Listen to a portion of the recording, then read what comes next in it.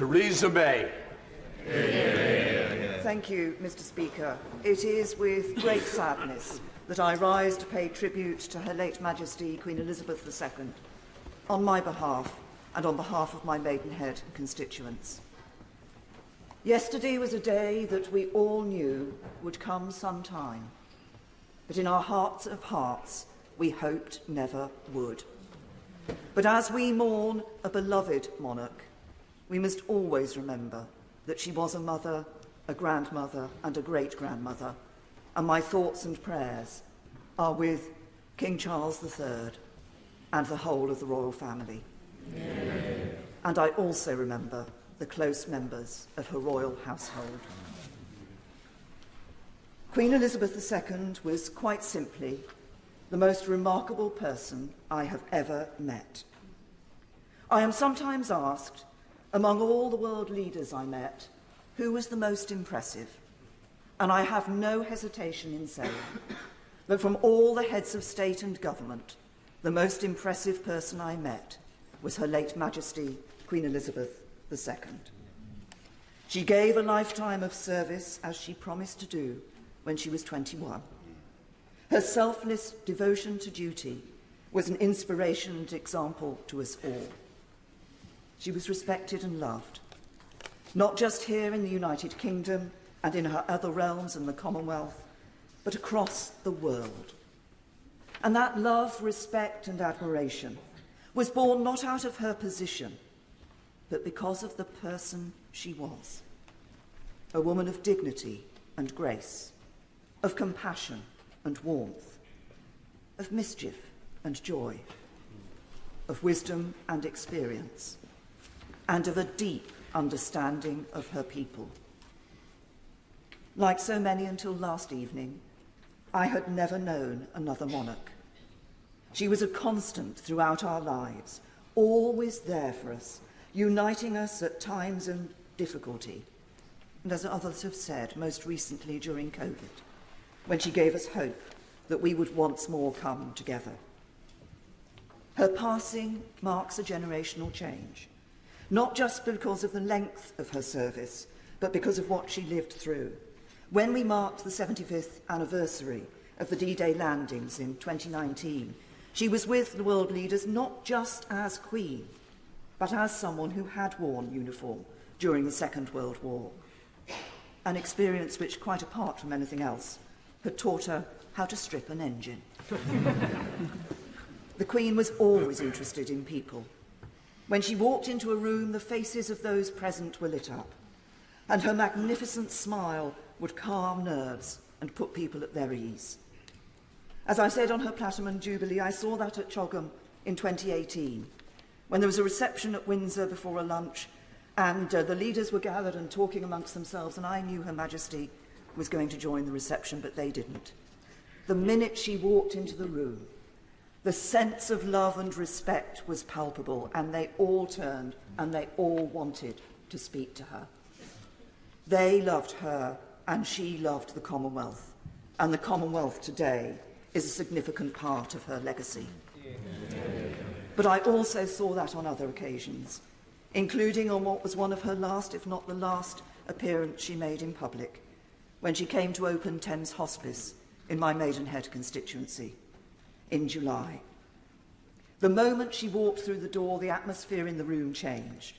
You felt the love and respect of the people there for her. And as she spoke to staff and patients, she exuded a warmth and humanity which put people at their ease. She was Queen, but she embodied us. Across the nations of the world and for so many people, meeting Queen Elizabeth simply made their day, and for many will be the memory of their life.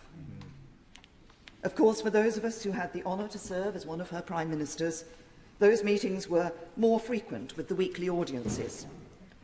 These were not meetings with a high and mighty monarch, but a conversation with a woman of experience and knowledge and immense wisdom. They were also the one meeting I went to which I knew would not be briefed out to the media.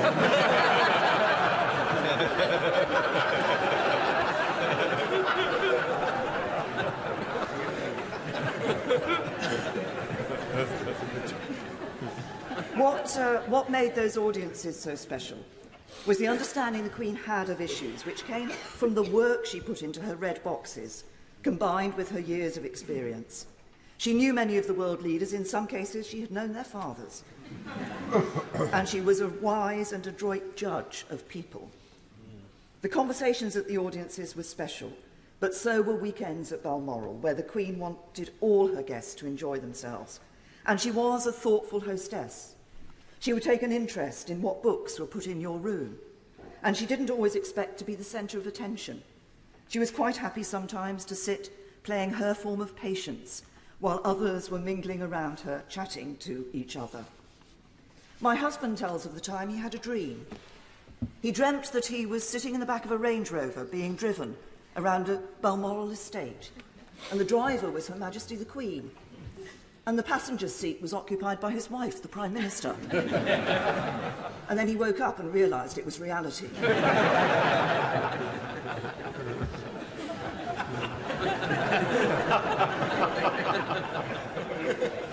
Her Majesty loved the countryside, and she was down to earth and a woman of common sense. I remember one picnic at Balmoral which was taking place in one of the bothes on the estate. The hampers came from the castle and we all mucked in to put the food and drink out on the table. I picked up some cheese, put it on a plate and was transferring it to the table. The cheese fell on the floor. I had a split-second decision to make.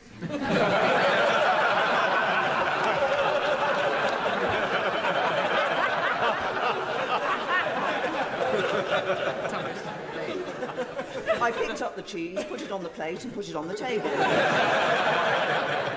And I turned round to see that my every move had been watched very carefully by Her Majesty the Queen.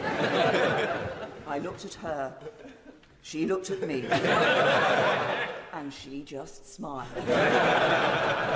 And the cheese remained on the table. This is indeed a sad day. But it is also a day of celebration of a life well spent in the service of others. There have been many words of tribute and superlatives used to describe Her late Majesty, Queen Elizabeth II. But these are not hype. They are entirely justified. She was our longest-serving monarch. She was respected around the world. She united our nation in times of trouble. She joined in our celebrations with joy and a mischievous smile.